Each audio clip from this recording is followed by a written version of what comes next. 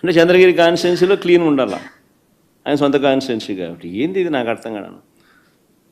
సొంత కాన్స్టిట్యున్సీలో గెలవలేని వ్యక్తి ఇక్కడ 17,000తో ఓడిపోతే, చంద్రగిరిలో ప్రజలు తంతే చంద్రబాబు నాయుడిని 17,000తో ఓడిస్తే కుప్పం పోయినాడు. ఇప్పుడు ఆ చంద్రగిరి లాంటి చోట రాజకీయాలు చేయడం కోసం భాస్కర్ కొడుకును ఇటు వాళ్ళందరినీ ఎలిమినేట్ చేయాలని చెప్పి, తప్పించేయాలని చెప్పి, ఏంది ఇది రాజకీయాలు?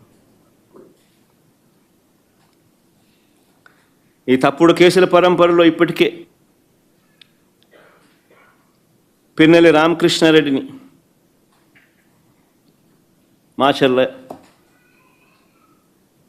2009 ఎమ్మెల్యే, 2012 ఎమ్మెల్యే, 2014 ఎమ్మెల్యే, 2019 ఎమ్మెల్యే, 4 సార్లు ఎమ్మెల్యే, 2024లో మొన్న ఒకసారి ఓడిపోయినాడు. ఆ కాన్స్టిట్యున్సీలో ఆజమాయిషీ కోసం పిన్నెల్లి రామకృష్ణారెడ్డిని తప్పుడు కేసుల్లో ఇరికిచ్చే కార్యక్రమం. నందిగాం సురేష్ను, ఎక్స్-ఎంపీ దళితుడు,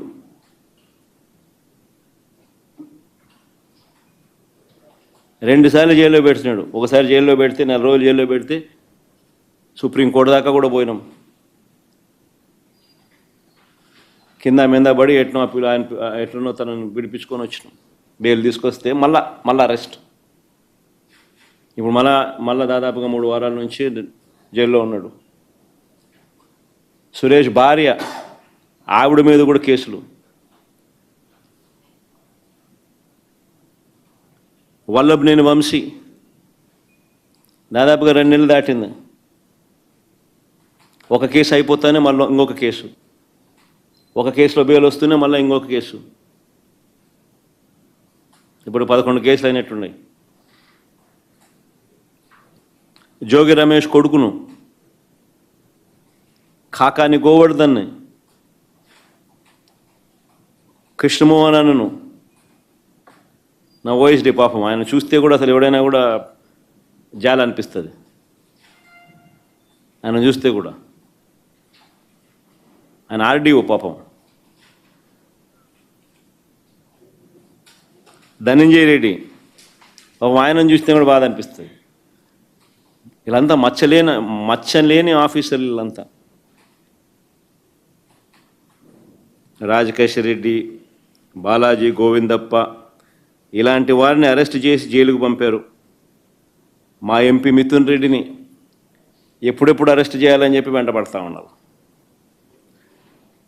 మా పెద్దిరెడ్డి రామచంద్రారెడ్డిని చంద్రబాబు నాయుడిని ఎప్పుడో కాలేజ్ టైంలో ఎప్పుడో కొట్టినాడంట ఆయన. ఆ కోపం ఇప్పటికి కూడా ఉంది. వాళ్ళ కొడుకుని అరెస్ట్ చేయాలంటాడు, వాళ్ళ నాయన్ని అరెస్ట్ చేయాలని అంటాడు.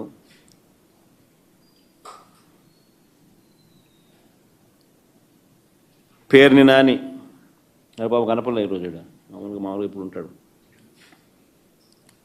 ఆయన మీద కూడా తప్పుడు కేసుల మీద తప్పుడు కేసులు.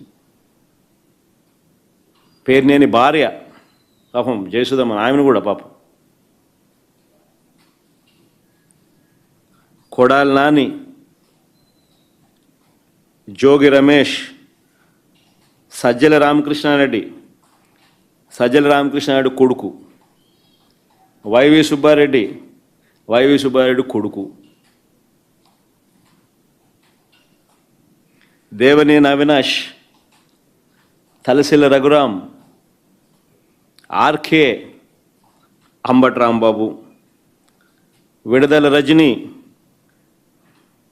తాటిపర్తి చంద్రశేఖర్ దళిత ఎమ్మెల్యే, బూచేపల్లి శివప్రసాద్, ఉషా చరణ్ బీసీ మహిళా మంత్రి, తోపదుర్తి ప్రకాష్, గోరెంట్ల మాధవ్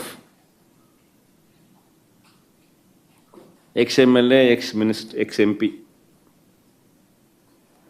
గౌతమ్ రెడ్డి లాయర్, ఆయన పాపం విజయవాడలో మీ అందరికీ పరిచయస్తుడు కూడా. మేరుగ నాగార్జున్ ఎక్స్-మినిస్టర్, దళిత ఎక్స్-మినిస్టర్.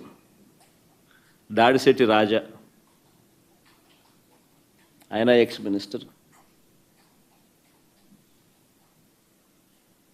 ఈ నాయకులందరి మీద తప్పుడు కేసులు పెట్టడం, వీళ్ళని ఎప్పుడెప్పుడు అరెస్ట్ చేయాలని చెప్పి తాపత్రయపడతా ఉన్నాడు చంద్రబాబు నాయుడు. జగన్ చుట్టూ ఉన్న వారిని కూడా బెదిరించాలి, భయపెట్టాలి.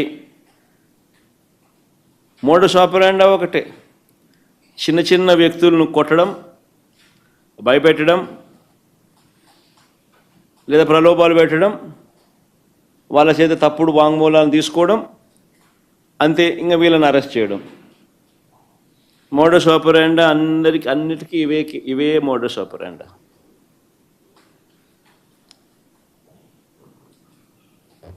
అన్నిటికీ సేమ్ మోడస్ ఆపరాండి.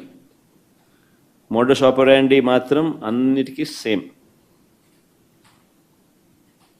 చిన్న చిన్న వ్యక్తులను కొట్టడం, భయపెట్టడం, ప్రలోభాలు పెట్టడం, వాళ్ళతో స్టేట్మెంట్ తీసుకొని వీళ్ళని అరెస్ట్ చేసే కార్యక్రమం చేయడం. అన్ని తప్పుడు కేసులు, తప్పుడు ఆలోచనలు, తప్పుడు పనులు.